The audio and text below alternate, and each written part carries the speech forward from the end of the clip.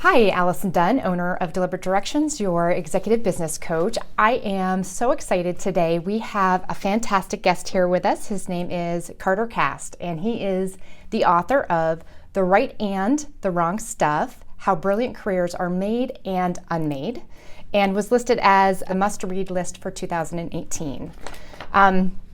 I'm just going to quickly do a quick introduction of kind of your background. So Carter started his career at PepsiCo, where he became director of marketing for their Frito-Lay subsidiary.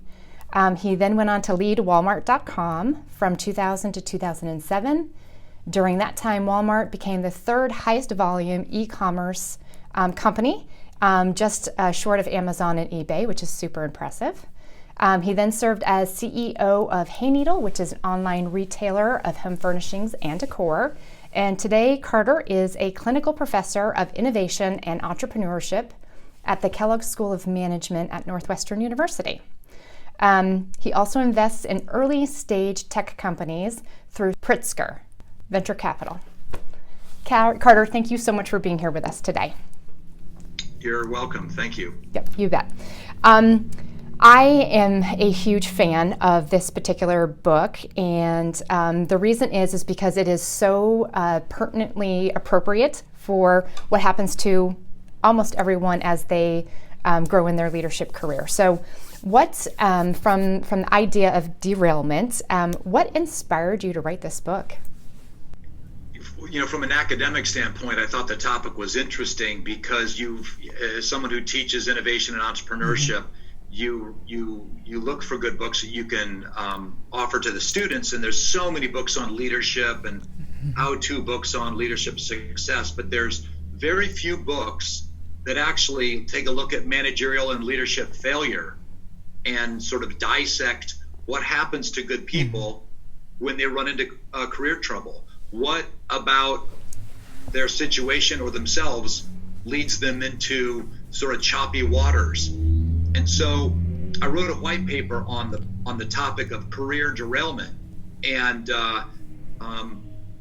as part of my work in academics, and found that a lot of people were using a lot of the material because there's just not that much out there that's been written on this. So I still had a lot to say after I was done. I felt like there was a lot left to say, so I decided to write a book on it. So, you know, it's a topic that I don't think gets enough attention because it's an uncomfortable topic. And secondly, I encounter it. I'm sure as a career coach, you do too, all the time. You see great people who run into trouble.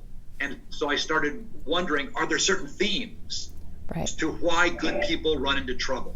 And I found that there certainly are themes. Can you, for our listeners, define what you mean by someone who's a derailer? Yeah, the term derailment, the way I defined it is I didn't look at people that weren't talented. I looked at talented people who were assumed to have one or two levels of promotion in them, at least. And then something happened. Either they got fired, demoted, or they were considered non-promotable. They flattened out. So I looked at people with talent, people with game, that were expected to go, say, from a manager to a vice president, or from a director to a senior vice president, or from an assistant manager to a manager, and they didn't get there. What happens to people to make them either get demoted, fired, or just told they're non-promotable? Right. I'd almost joke a little bit when someone gets derailed, which I feel like it should happen to someone. Could self-identify with that at any point in their career eventually, but then they just go start businesses. Is the way that I kind of joke, right? Could we take a moment to kind of go through the 5 derailer types, and what is the number one that affects most people? So what's the most common kind of derailment? So I did all this research, and I interviewed 100 people who got demoted or fired. I looked at all the academic research. By the way, there's a lot in looking at 360s. If you look at patterns in 360s, and people that are considered in the top 10% of their company in managerial effectiveness, and then look at people who are in the bottom quartile and look at the competency differences. Look at the competency profiles. What strong traits or skills do people have that do well? And then what lack of skills or traits do people have that are not doing well? There's a ton of data I found, but I found these 5 themes over and over that kept appearing. To try to make it more palatable and a little less scary of a topic, I created these sort of fun personas or characterizations or archetypes. And the number one reason that people run into career trouble the most is lacking interpersonal skills and being considered to be difficult to work with. And I call that person, that caricature, Captain Fantastic. Captain Fantastic, which I think is a perfect name for it. Yeah, and that's somebody that is has poor listening skills. Is probably overly ambitious and bruises people with his sharp elbows on his quest for the corner office. And what happens is they do well early in their career because they're ambitious, but eventually they get into an assignment that's nuanced and requires a lot of cross-functional collaboration, and people don't want to work with them. And notice how I used the male gender as I was talking about it. This reason for derailment skews male. More men derail for being ego-driven, sort of bombastic and defensive than women. It's not the biggest reason that women derail. That makes sense for a lot of different reasons. I would agree with that.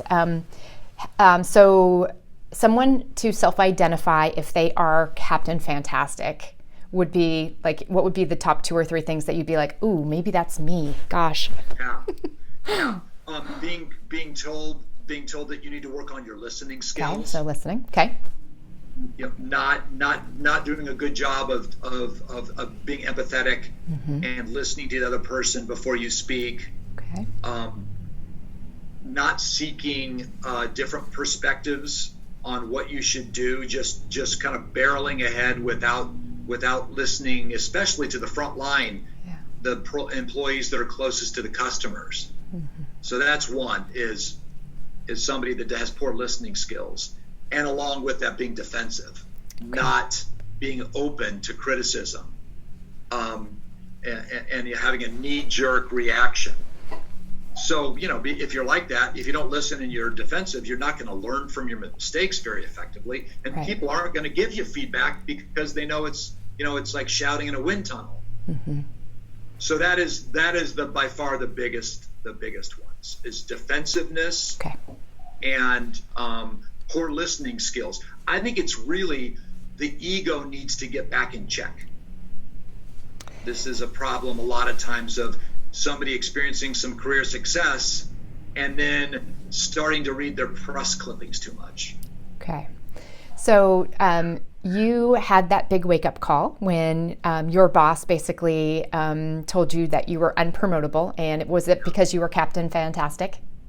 Yeah, it was. Unfortunately, it was a form of Captain Fantastic. I didn't like the heavy hand of authority, and I didn't like to be told what to do when I thought I knew what I was doing.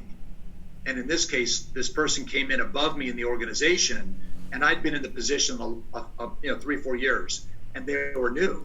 And I thought, well, he should just leave me alone to let me do my job because I know what I'm doing. I think I was difficult to manage. And so he actually kicked me off his team, and I ended up sort of in this desert alone, having to learn a little bit of humility. And the good news is that guy had the guts to do this, and it was a wake-up call that I needed. And in hindsight, it was one of the best meetings that I've ever had, because it made me start working on this issue I have, which is like issue with authority figures, and learning to be more coachable. For sure. I think, what a gift he gave you. And I think I recall you sharing in the book that, decades later, you actually reached out to him, correct? Yeah. To thank him, I'm sure. We, as supervisors and leaders and managers, don't often give that type of really harsh, honest feedback. So how do you get that from your manager when you need to have it and want it? That's a good question. I think a lot of times the problem comes when the only feedback you give is negative feedback. True. So first of all, I would say if you're giving a constant flow of feedback to somebody, and a lot of it is, hey, you did a great job in that presentation. I love the way you used that case study to explain our value proposition. Great job. Really good job, Emily. If you give balanced feedback, then the person, trusts that you have their best interest in mind. If all you do is you give them feedback about something that's negative, then they're probably going to not take it as well. So one thing is make sure that you give, if this is a subordinate that's underperforming, you want to be giving them constant feedback along the way and also encouraging feedback. So that's, I think, the most important thing. And separately, I have a friend who created what he calls the world's simplest feedback model. Oh, what is it? Give it to us. Yeah. So let's say that you report to me and you just gave a presentation and I'm your boss and I was in the audience. When we walk out, I say, let's give feedback. And the feedback model is, I say, what's one thing that you think went well in there? And then I shut up and I listen. And I don't contradict you. Even if I don't agree with you, I listen. And when you're done talking, I said, here's one thing that I think went well in there. And then the second thing I say is, what's one thing that you would do differently? What's one thing you'd do differently? And then I'm quiet, I listen, and I say, great, here's one thing I think you could have done differently. So what I've done is I lead with a positive and I listen, and then I do something that has to do with a developmental area. So one is it's fresh, right? The event just occurred, so you can see the link between the event and my comments. The problem comes a lot of times with feedback that we give. We give it like months after the fact in some performance review. Right, and it's confusing then, right? It's confusing. Yeah. It's not. Sometimes it can't even remember what the circumstances were that you're explaining, or you talk in themes and platitudes, and you don't use specific instances. So if I say, Allison, I think you did a great job in bringing people along with you, as evidenced by the way you asked a question to the audience within about 30 seconds, that was terrific. And then I say, what's one thing you do differently? And then after you talk, I say, one thing I would do differently is I would probably, in the beginning of the presentation, set the agenda, tell them what we're going to do, tell them how much time it's going to take, because I think we got a little bit rushed at the end. So did well. Do differently. Yeah. And then you're done. Pick one thing. Because if I say to you, time for feedback, and oh God, I know Carter, he's going to go through a list of 10 things, then it's, you're not going to remember it, and it's also a downer. But if you pick one thing to emphasize on the complimentary side and one thing to emphasize on the developmental side, then it's much more, you can actually look forward to feedback. Right. So I've actually instituted this at Northwestern. I have a group of people, whenever we're in the room with each other in something that's meaningful, an event or a presentation or something, we give feedback and it takes 5 minutes to do. Did well. Do differently.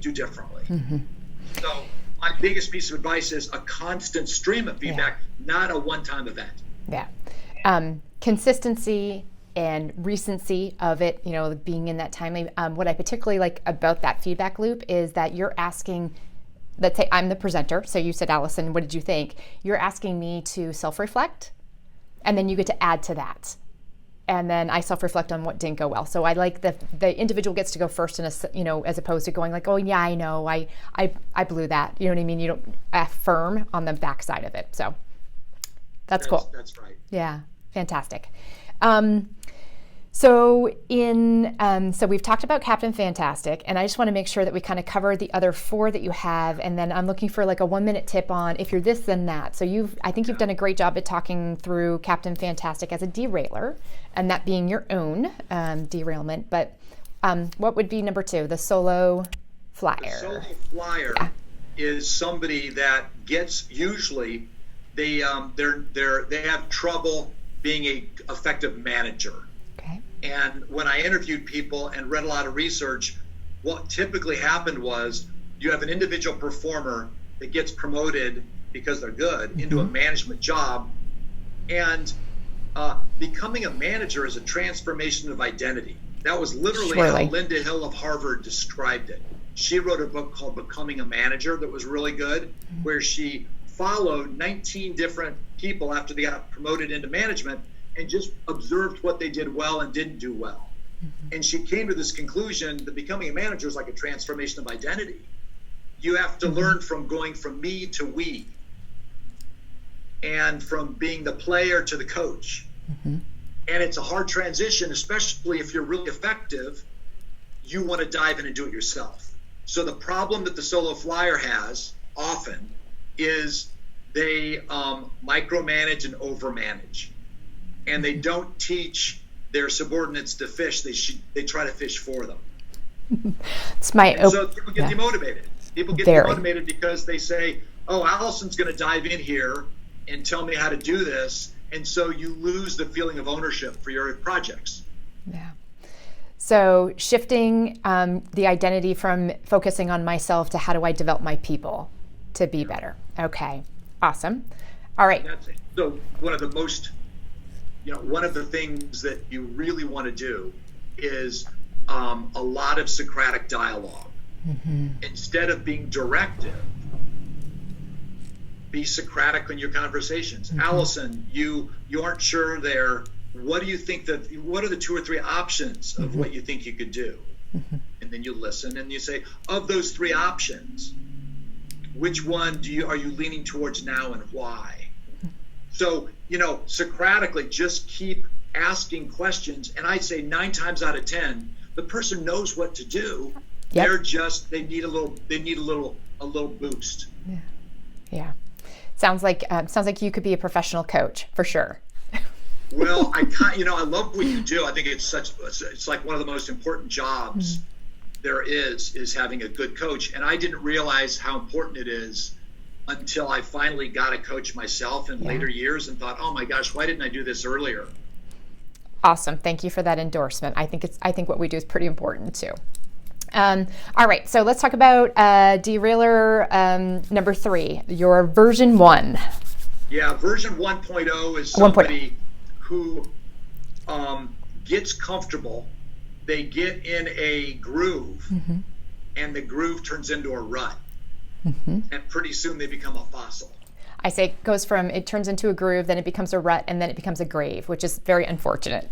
Oh, yeah, that's exactly it. Yeah. So this person has trouble with adapting to change. And the biggest change they have to adapt to is usually either a new job, a new boss. So it could be a promotion even, a new job, a new boss, or a technological change. Right. So something starts disrupting the way things have been done. Maybe it's the internet comes along in 2000. Or maybe everything turns into being SaaS, software as a service. Or maybe you're starting to use machine learning, and you have to understand robotics. Or you're gonna do something with cryptocurrency. You've got to stay current on what changes are occurring in your industry technologically. So in this case, this person needs to utilize their network and make sure their network has people that are strong in emerging areas, which are becoming more important in business. So it's really one of staying abreast of change by tapping your network and asking for advice. I ask people, are you on Twitter? Yes. Do you have people on Twitter that the reason they're on there? My Twitter account is of venture capitalists who are really sharp who I study what they post. Which is it tells you a lot just by being in the know on it from a social standpoint, right? Right. Yeah. So, that is one of the biggest reasons. One of the other reasons that version 1.0 gets in trouble is they don't do a good job when they have a transition and they have a new boss. Mm. And that's what happened to me. I got a new boss, and my old boss I did well with. Adapt to style. So, I say to people, treat your boss like a customer. Your job is to make your boss successful. What can you take off their plate? What do they need to have you do for them that they're not good at doing themselves? Right. What is their agenda, and how can you help them further their agenda? I did not have that attitude. When I was younger, I just wanted my boss to leave me alone and let me perform. And if I would have taken the time with this fellow, Mike, I would have taken the time to say, how can I help you be successful? You're new at the company. Can I send you some of our strategy decks? Do you want to go on a market tour with me? What time are you the most productive? What time? What can I do what can I take off your plate? I didn't treat him like a customer. And if I would have treated my boss better, he would have probably had more confidence in me. For sure. That is probably one of the most common coaching conversations I have when working with my owners' teams is, do you understand what Kevin's agenda is and what's important and how your role serves that? So, it has to be mutual, but... You have to be prepared to change your agenda to make sure that they're successful with their agenda. Right. And if you do that, they're going to have more confidence in you and realize that you have their back. Mm-hmm. And with that will come more trust. And with more trust will come more freedom. Yeah. Yeah, that's so good. So that's version 1.0. Scares me as a venture capitalist. I bet. I'm 56. And I have to stay current to see what all the 30-year-olds are using. What software are they using? What tools are they using? What was so funny, I did get a question, so I put it out over the last couple of days that I was speaking to you today.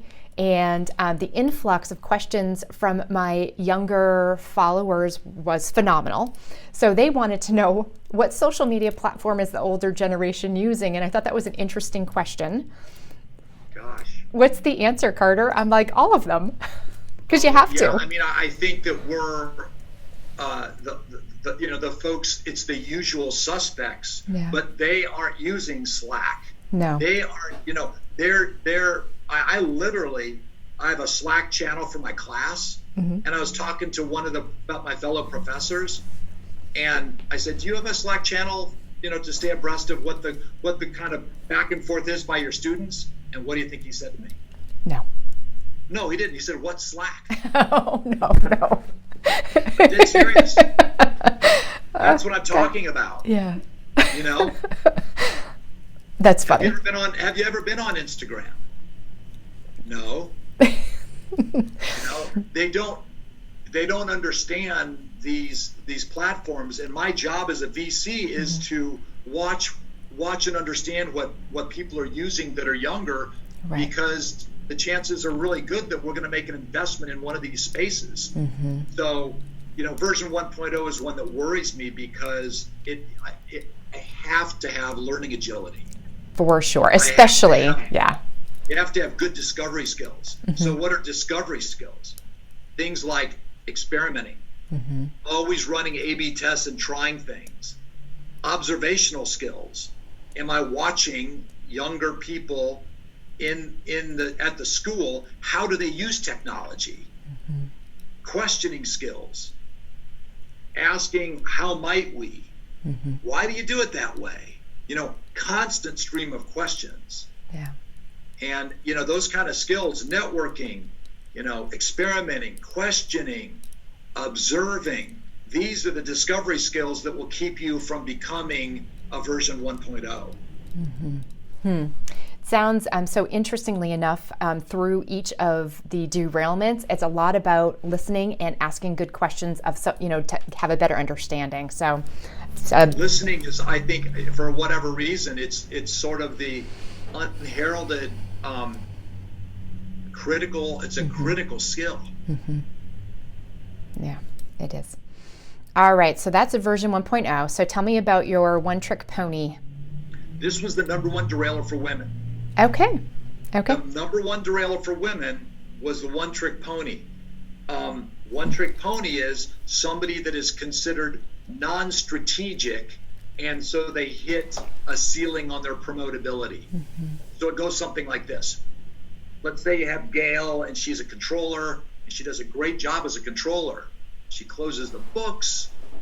She's good at they pass the audit with flying colors, and she wants to become the CFO. And so she goes to her boss and says, "Hey, Ron, I want to become a CFO. I want to talk about my path." And he said, "Oh, you're a great controller. You're doing exactly what you're meant to do." And she says, "Well, that's not what I asked. I asked the path to become a CFO." And he said, "Well, you don't have you've never done forecasting. You've never done long-term capital asset management projects. You've never worked with the strategic business units on their annual operating plan. You've never dealt with investor relations. You don't have a lot of these skills that you need to be a CFO, Gail." And Gail says, "Well, that's the first time I knew I needed these skills." Whose fault is that? What I just explained. Both. Absolutely, yeah. Both. Yeah. It's Ron's fault for not understanding what her career aspirations were and helping her get experience in areas that weren't core to what she does. And it's her fault for not seeking it out. Right. Because no one's going to take care of Gail except Gail. 100%. Yeah. You can't count on that boss being the type of boss that wants to see you develop. If you've got a boss that is like that, good, fantastic. But you can't count on it. I think what it is an interesting point, and I can see why this is more of a female derailment, is I think women are less likely, typically, to say, "This is what I want," and this is how to get to CFO. Like, that's my ideal role. Where someone might sit and go, "If I do a really good job, maybe they'll see it in me and give it to me." I agree 100%. You've got to ask for the sale. Yep. Every time. And there is a lot attached to this. Are men more strategic inherently than women?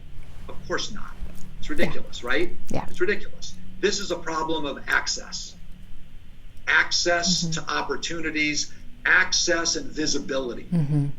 So, the good old boy network's alive and thriving, and it's easier for men to get cross-trained in different areas than women, because there's the business environment is encouraging of men. Now, I think it's getting better, which is I would agree. good.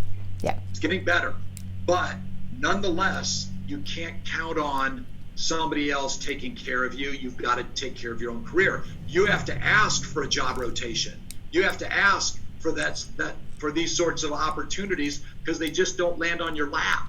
Right. Okay. So in this sense, it's speaking up and saying what you want over listening. Yes. On that one. Ask to be on a task force in a different area. Raise your hand for new assignments. Network effectively with other senior managers, because someone might pull you into a new area. Right. But there was a real theme here, Allison, of someone moving up vertically and then topping out because they didn't have the breadth of experience to get to that next level. So, you definitely have to become an expert in a particular area, right? You've got it. That's your job security. But after, let's say you get there 4-8 years, you're really good in an area, you have to start looking for opportunities expand to that. Yeah. Expand. Have you heard of the leadership T, so the leadership T is at the vertical part is you moving up. And then the horizontal part of the T is you managing and leading and doing broader activities. You have to do both. It starts with moving up and having the bottom of the T be strong and high up, but then the top of the T is you expanding your breadth. Okay. All right, so we're down to our last derailer, the Whirling Dervish, which I think is such a great term. So tell us about the Whirling Dervish. So this is somebody, and this was by the way, this was the second most common reason for derailment. Okay.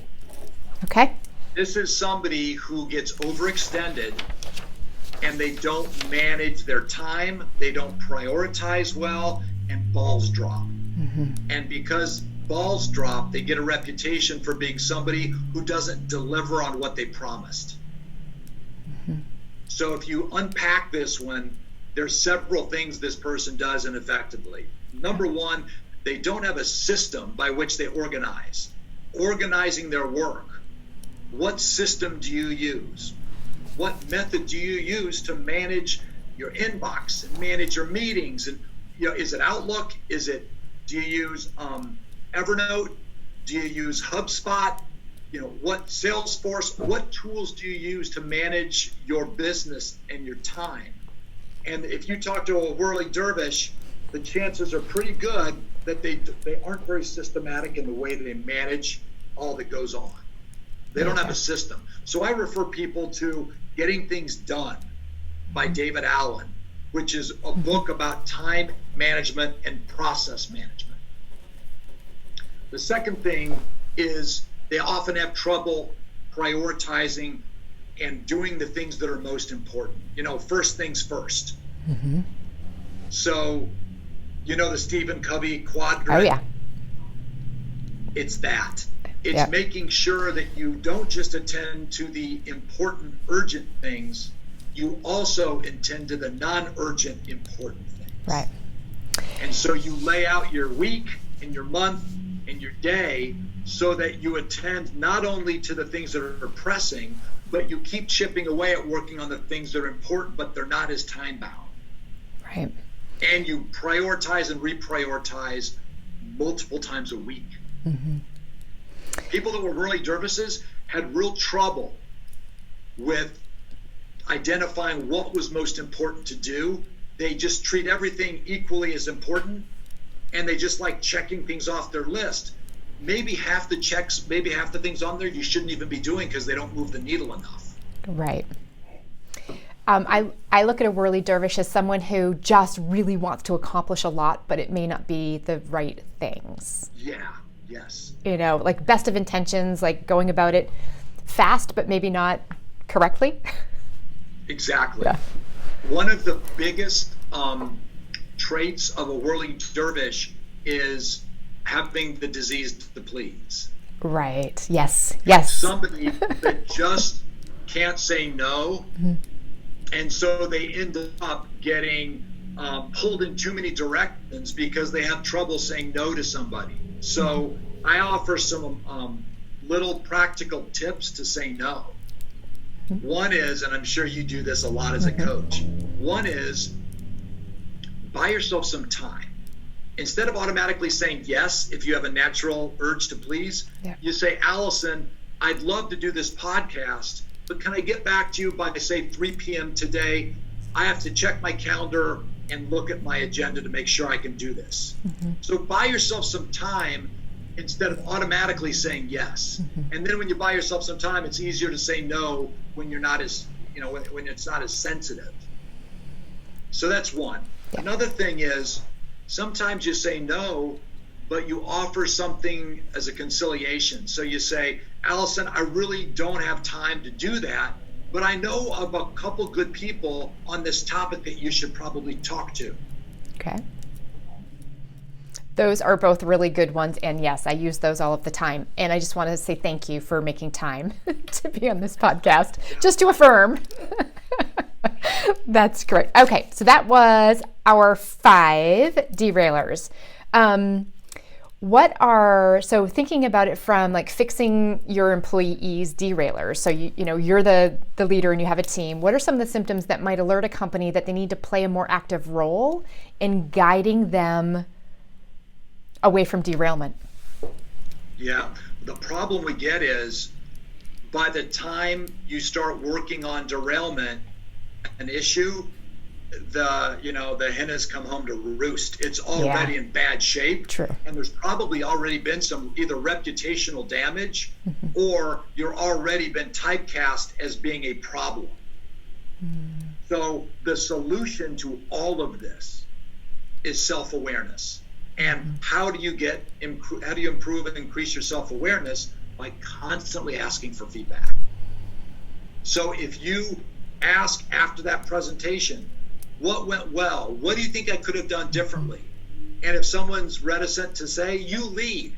Allison, I don't think I started off very strong. That's one of the things I noticed. What did you notice? So you give them, you show them with a display of honesty that you really do want the feedback. So the number one solution to all this is if you ask for a lot of feedback, you can make little course corrections in your behavior and not get whacked upside the head with a big old derailment area. I think one of the things that our current younger coming into business generation is they do ask for feedback consistently. So I feel like they are getting, hopefully, the feedback that they need to be able to prevent that derailment. In your book, you share a statistic by the management consulting company Korn Ferry. And you said that when managers rate themselves on 67 different managerial skills, they scored worst on developing others, because developing others, it requires the others to be involved, I'm sure, which is probably why it's hardest to score. So if a company believes that their staff is going to be leaving in 2 to 3 years, so that like longevity of an employee is getting shorter and shorter, how do you help them overcome the mindset of not investing in them? Why bother? This person's going to leave anyway. Or they stay forever and become your version 1.0. Yeah. So do you remember, this is a while ago, Gallup wrote this book, First Break All the Rules? Yes. 2001. Yep. And in it were the Q12. These are the 12 questions that you ask employees that are the best indication of their level of engagement, how highly engaged they are. And the higher their engagement, the better their performance. Absolutely. So Gallup found these 12 questions, and anybody that's listening, go on Google or your favorite search engine and type in Gallup Q12, and they will list the 12 questions that they found indicate the degree of employee engagement. If you look at those questions, a lot of them underneath it is this fundamental question, which is, do you care about me, boss? Yeah. And if you do a couple of things, their work product will be higher and better. One, let them know that you care about them as a human being. How was your weekend? How's your dog? I know that your dog was sick. Did your kid win that soccer game? I know you're going off to the soccer. Show interest in their life, because that will make you guys have a bond, and it will strengthen performance even by showing interest. Secondly, do you understand their career aspirations? Right. Do you understand where they're trying to take their career? And then you say, how can I help you get there? If this is what you want, maybe I can help you. If they believe that you care about them as a human being and you are trying to help them with their career, they will overlook your own foibles and they'll go through a brick wall for you. I completely agree. We have those 12 questions on our website under our employee engagement. So and we do that employee engagement survey is what I call it, with dozens of businesses here locally to have an estimation of where their people fall, so that they know what to do, what they need to work on. Fantastic. Yeah. Fantastic. It's no secret. I launched the Q12 with my direct reports, and so quarterly we would see how people were trending on the level of engagement of the employees in the merchandise department or the product supply department or whatever. And sure enough, the people that ended up getting the promotions are always the people that have the highest level of employee engagement. Absolutely. Kudos to you for doing that quarterly. I said kudos to you for doing that quarterly. That's great feedback. If you unpack those 12 questions, at the center of them is, do you care about me? Do I have the resources to do my job right? And do I understand how my work fits in with the goals and direction of the corporation? So the second thing I would say is make sure with the people that report to you that you're clear on what they do matters and how what they do links to the overall strategy and mission of the company. Because if you see the thread between your work and the company's mission, you're more engaged in your work because you realize it matters. Yep. Absolutely.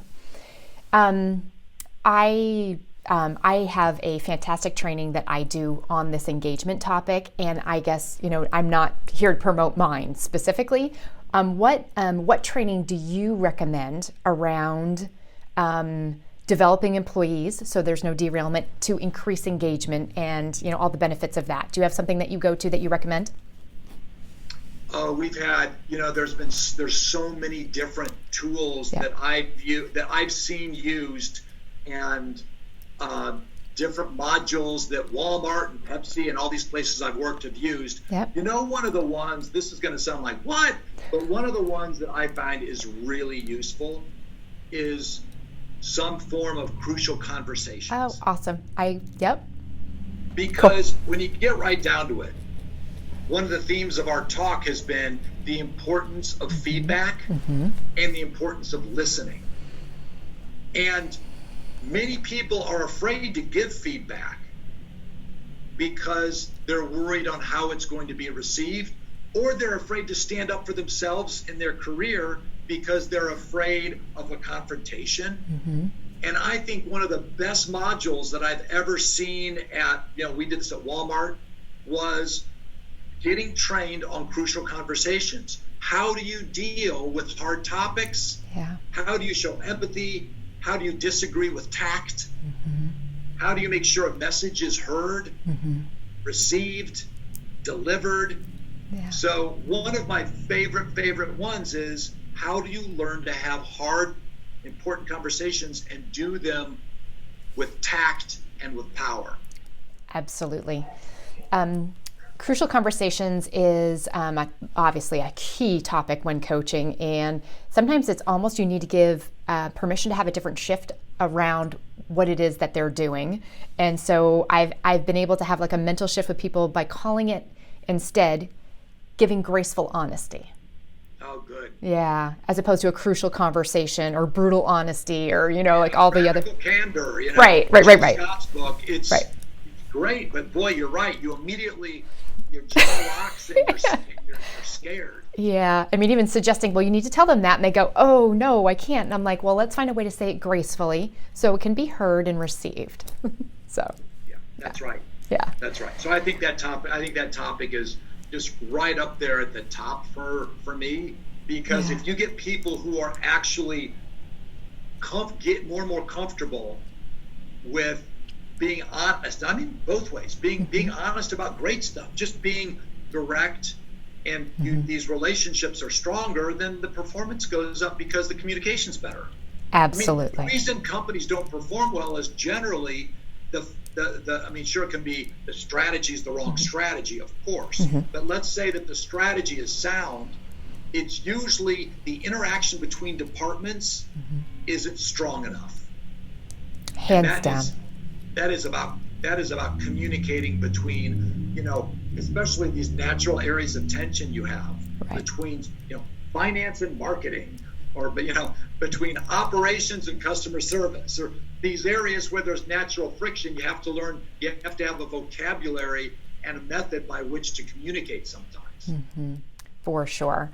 I always, kind of beat the drum that every employee wants to show up, do a great job, feel like they're being productive and contributing to the bigger picture. And without feedback on how to do it better, they'll continue to do what they think is succeeding. right? Yeah. Yeah. And you know what you said is really important, because almost everybody wants to do a good job. Everyone wants to do a good job. They're not coming in there thinking, I wonder what I can get away with today. Right. They're coming in there saying, I want to do good work. And if you let them know that their good work will be seen and heard and is valued, and they will get the resources to do good work, you're gonna have an engaged employee. Absolutely. So I'm going to shift the conversation slightly to how to advance your career. And I'm a coach and I'm a mentor, but in your book, you give some really good, straightforward and practical advice about collecting mentors. So I have a vast level hierarchy, employees, leaders, executives, C-suites, business owners. We all need more mentors in our life in some way. So what could you share with our listeners that has worked for you successfully to collect those around you? Well, I've even gotten to the point where I don't like to call them mentors, because it's a scary word for people. True. You say the word mentor, it means commitment.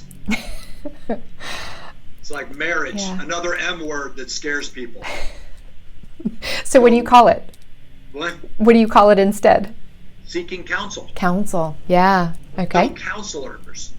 Everyone loves to say they provide counsel.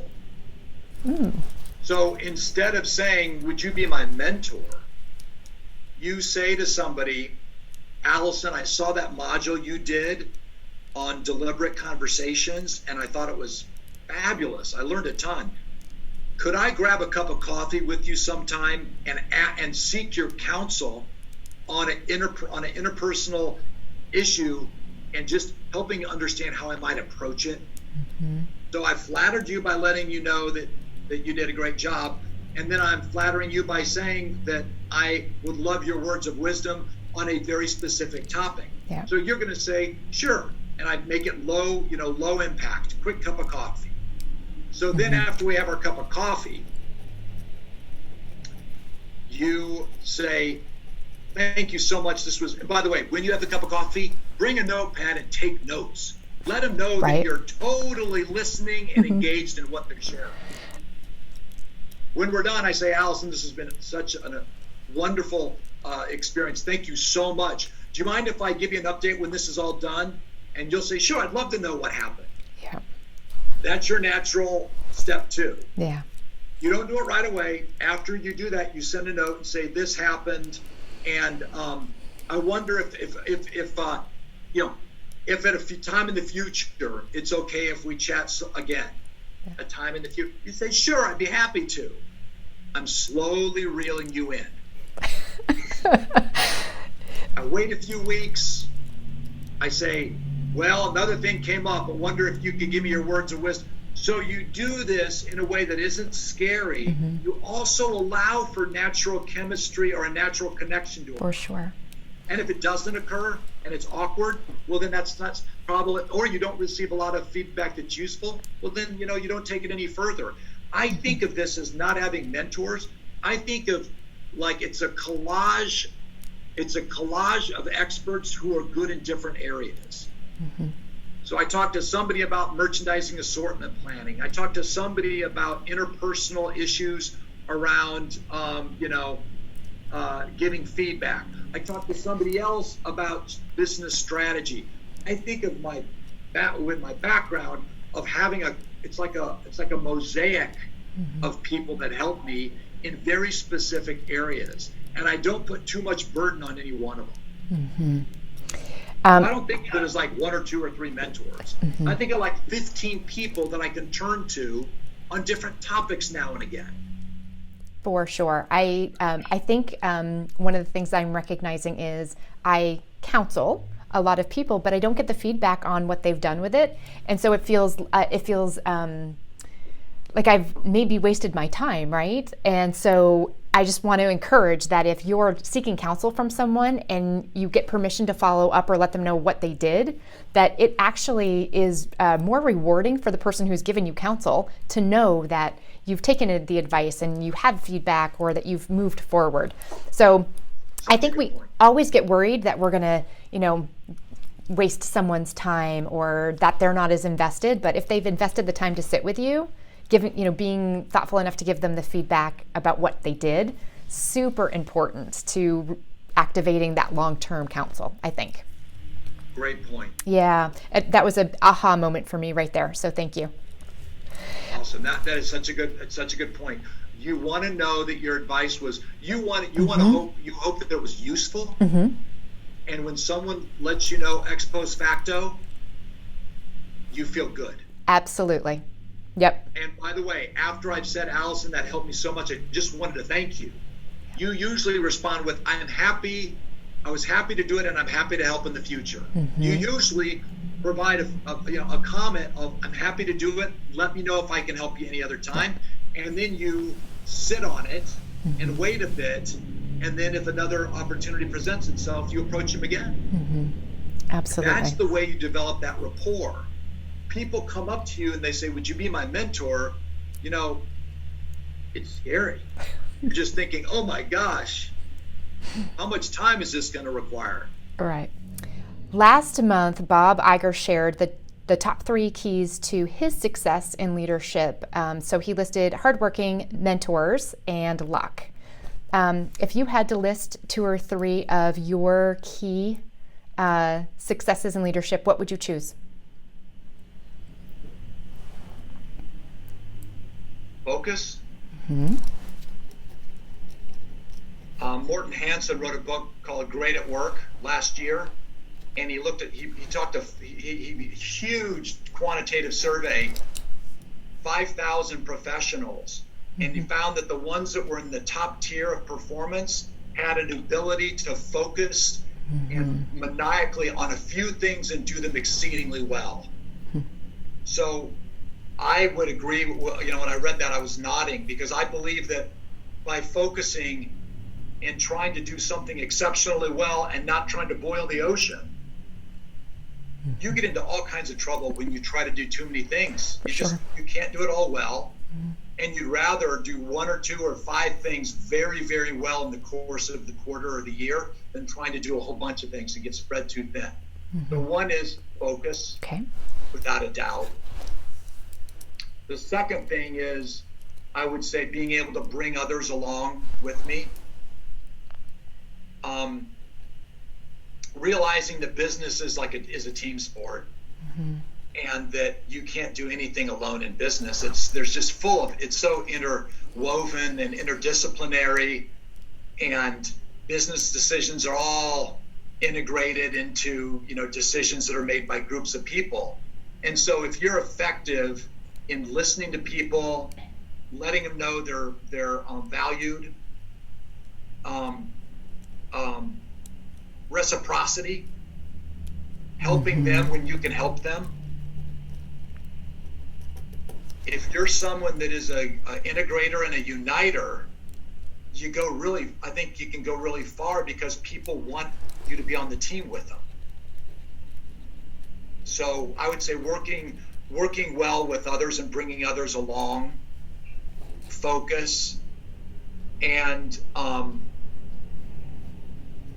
I think you've got to say luck too. Yeah. I believe that's right. I mean, sometimes you're at the right place at the right time, and sometimes luck helps you a lot. And sometimes bad luck hurts too. But, people say, well, you can make your own luck. To some extent, if you do your homework and you pick assignments and you pick companies and even pick bosses, by being diligent, you can make your own luck too. For sure. I truly do believe that the hardest working people usually have the best luck. There you go. For sure.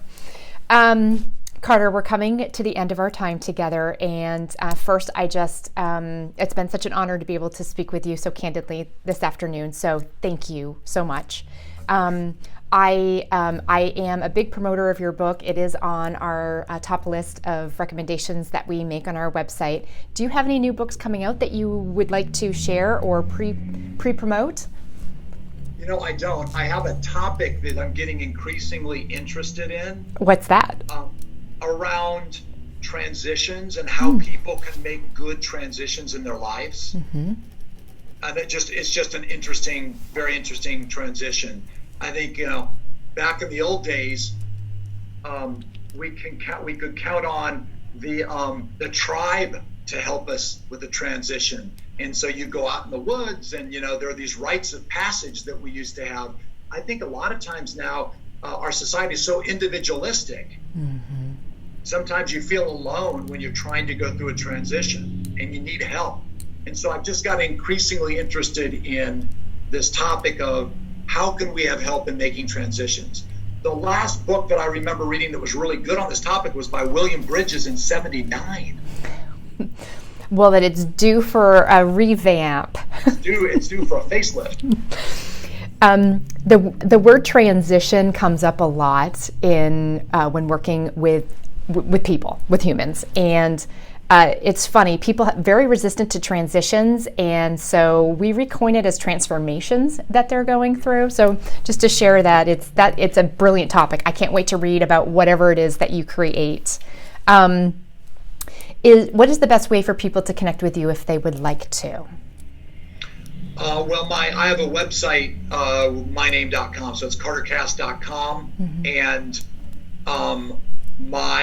if you just enter my name in Kellogg School of Management, it has my email address up there too. Fantastic. Excellent. Carter, thank you so much for your time today. I wish you a very happy Thanksgiving this coming week, and we will share this as it gets posted. Okay? Thank you. It's been a real pleasure. Thank you.